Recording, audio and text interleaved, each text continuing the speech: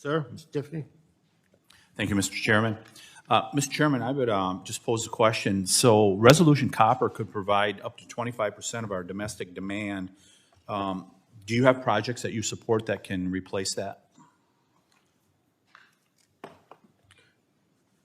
The gentleman's been recognized. With all due respect, I'm not going to go through a Q&A with you. I'll treat it as a rhetorical question. No, it's fair enough, Mr. Chairman. But that's a question that's out here, and we were asking this a couple months ago. What projects do you support? Oh, we can't support this one. Every single time a project comes up, there is some reason why it cannot be done.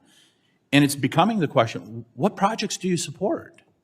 You got to start telling the American people what projects you're going to support in regards to this, because otherwise you just become more dependent on the rest of the world, including bad actors that are out there.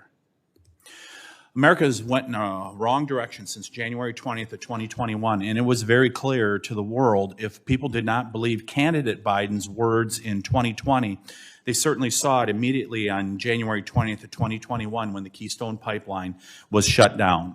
The pipeline of sending people up from Panama to America was opened up.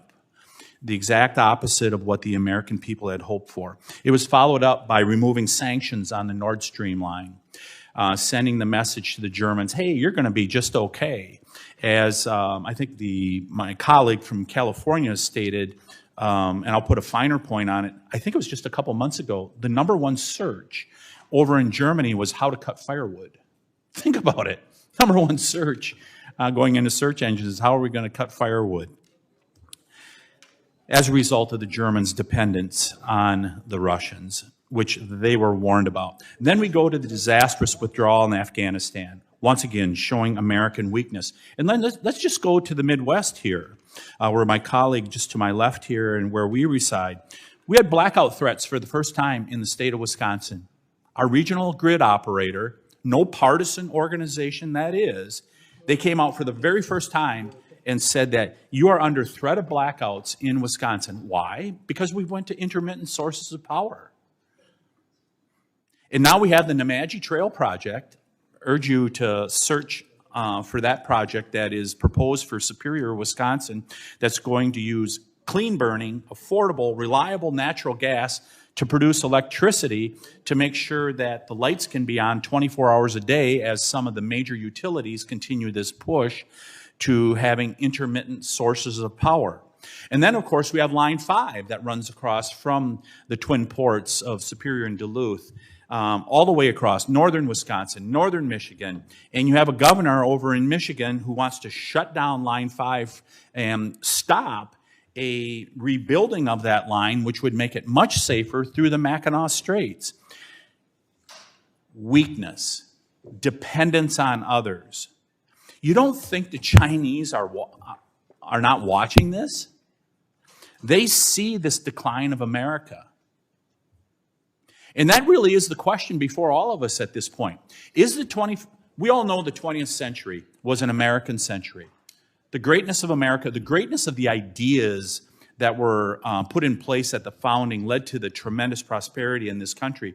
But the question is now in the 21st century, whose century is this going to be? With the decline of America, especially the rapid decline over the last year and a half, with an administration that wants to make us more dependent on other countries around the world, that goes over and begs the Saudis for oil, it's clear the direction that we're going in.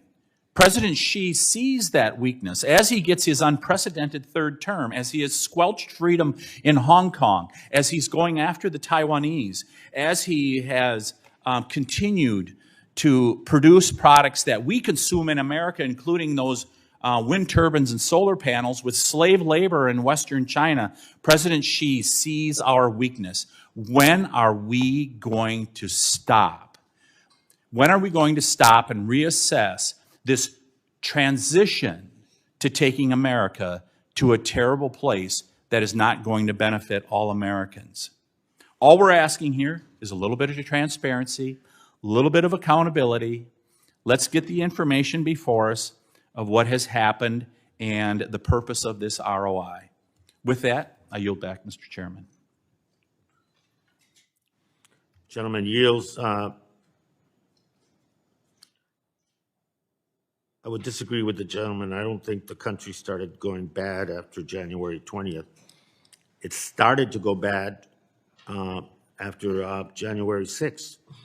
And I think the American people collectively have given us a pause. And I hope we take advantage of it. Will the gentleman yield? I was actually taking a privilege, but I will yield a small part of the privilege because I was going to move on to see who else wanted to talk about the resolution. Yeah, I would only ask two things in regards to January 6th. Why are Speaker Pelosi's records not available to the committee that were her communications on January 6th? Why was the minority not allowed to be able to name their members to it? And by the way, why is there not a full review of the riots of the Summer of Love of 2020? If we're going to do a comprehensive review, let's do a comprehensive review. The American people are fair-minded. Okay, reclaiming my time. Mr. Tiffany, we're just going to have to agree to the fact that I don't follow the same social media outlets that you do. And so I don't have privy to your information. And more importantly, I'm not sure I'd want to follow that social media angle. We just disagree. I think it's a philosophical disagreement. Factually, that's another issue that if the facts aren't going to rule, it doesn't matter. I mean, with all due respect, Mr. Chairman, just ask Speaker Pelosi one question. Why will she not share her communications from January 5th and 6th with the committee?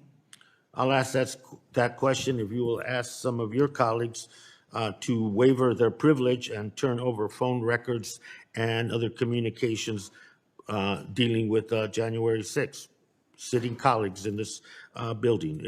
If you would do that and go specifically and they respond positively, I think it's a fair question and I'll get an answer. But we have to do both. Anyone else wish to be recognized? Mr. Chairman. Sir, you're recognized for 5 Thank you, minutes. Mr. Chairman. I'd like to also add support in the effort to proceed with HRES 1378.